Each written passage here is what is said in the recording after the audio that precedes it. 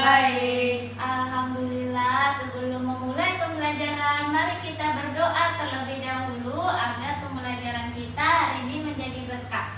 Ketua kelas harap dipimpin doanya ya. Sebelum memulai pembelajaran, mari kita berdoa. Mulai. Berdoa selesai. Alhamdulillah. Anak-anak, sekarang ibu mau mengabsen kalian ya. Coba ditengok kanan kirinya, apakah ada yang tidak hadir? Hadir semua ya. Nah, anak-anak, sebelum kita memulai pembelajaran, ayo kita ice breaking dulu biar makin semangat belajarnya. Ayo anak-anak, berdiri dulu. Ikutin ibu ya. Kita nyanyi sama-sama. Buka tutup, bertepuk tangan. Buka tutup, tepuk tangan lagi. Digulung-gulung, sambil tersenyum. Digulung-gulung, sambil tertawa. Ayo sekali lagi biar makin kompak. Buka tutup, bertepuk tangan. Buka tutup, tepuk tangan lagi. Digulung-gulung, sambil tersenyum. Digulung-gulung, sambil tertawa. Wah, luar biasa. Silakan duduk kembali. Nah, anak-anak, hari ini kita belajar materi yang sangat penting dan dekat dengan kehidupan kita sehari-hari loh. Hari ini kita belajar materi penyelamat lingkungan, membedakan sampah organik dan juga sampah anorganik. Setelah belajar hari ini, Ibu harap kalian dapat membedakan antara sampah yang mudah membusuk dan sampah yang susah terurai. Dan anak-anak juga dapat mengelola sampah agar lingkungan sekolah dan lingkungan rumah tetap terjaga dan sehat. Anak-anak, coba perhatikan ibu ke depan. Di sini ibu punya video singkat tentang lingkungan di laut. Bumi, lautan biru. Ini adalah planet terindah di alam semesta, Bumi. Lautan biru yang indah, bukankah terlihat sangat indah? Tetapi jika diperhatikan dengan seksama, di dalam laut ada apa? Semuanya adalah sampah plastik.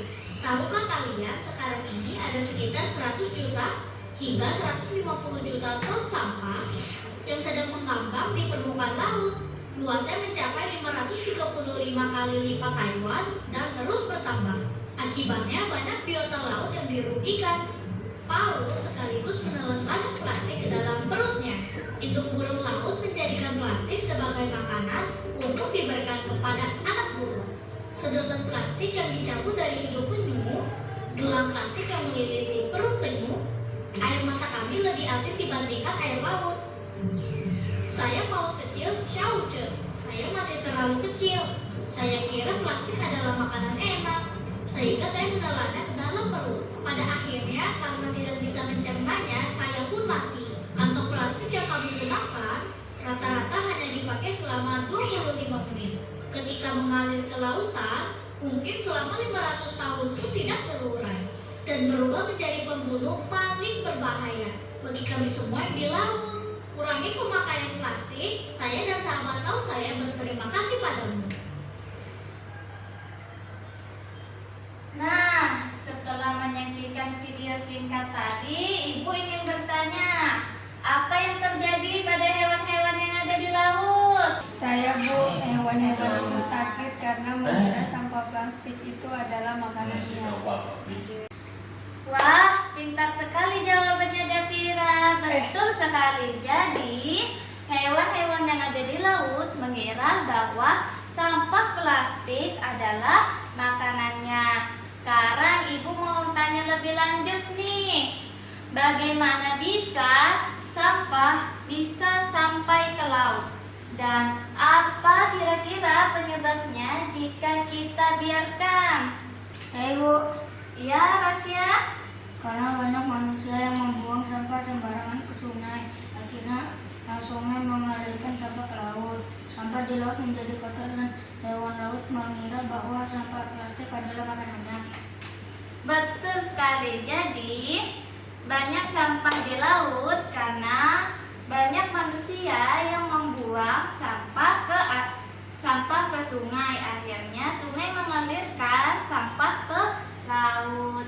Jadi anak-anak, kita harus bisa membedakan antara sampah organik. Sampah organik adalah sampah yang mudah terurai. Contohnya seperti sisa makanan, kulit pisang, dan juga daun kering. Sedangkan sampah anorganik adalah sampah yang tidak mudah terurai dan butuh bertahun-tahun untuk bisa terurai. Contohnya seperti apa? Seperti botol plastik, styrofoam, dan juga bungkus jajanan kalian. Nah, setelah mendengar jawaban dari Rasya dan Devira, Ibu mau kita berpikir lebih dalam lagi nih.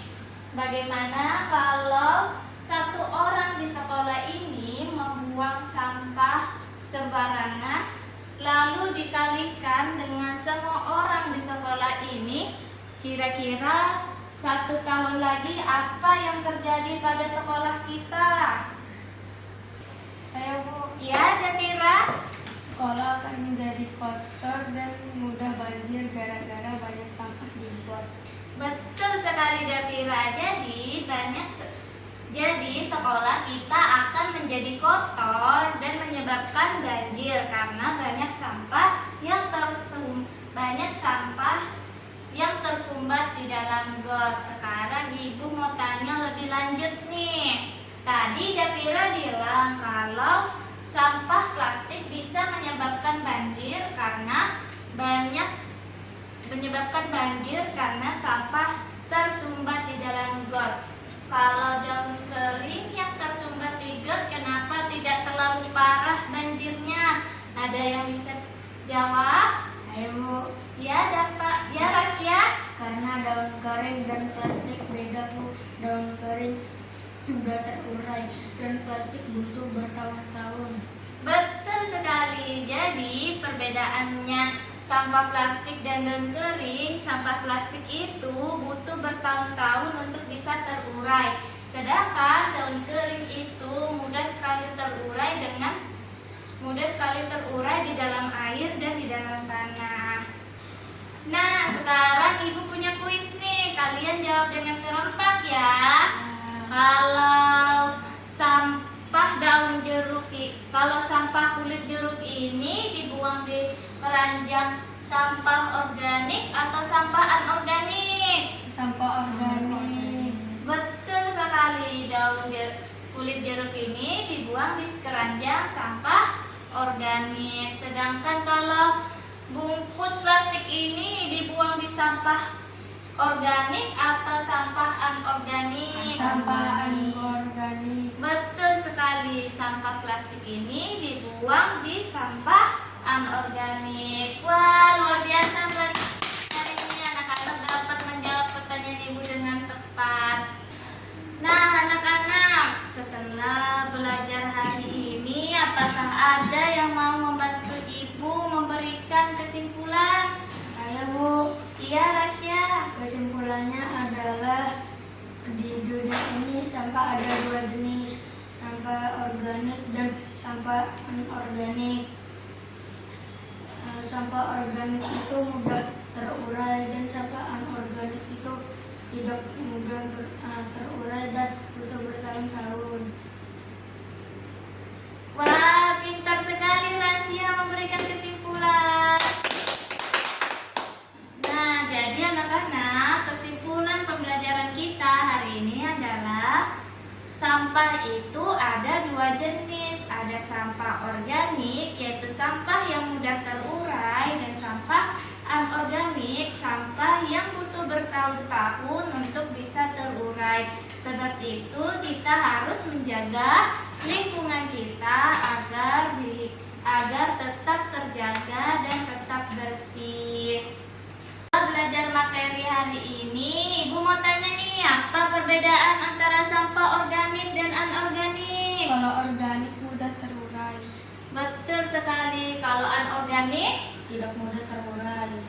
betul sekali. Coba berikan Ibu 3 contoh sampah organik. Kalau organik itu kulit pisang, daun kering, sama sisa-sisa makanan. Betul sekali. Kalau 3 contoh sampah anorganik itu apa? Sampah plastik, sedotan, dan botol plastik.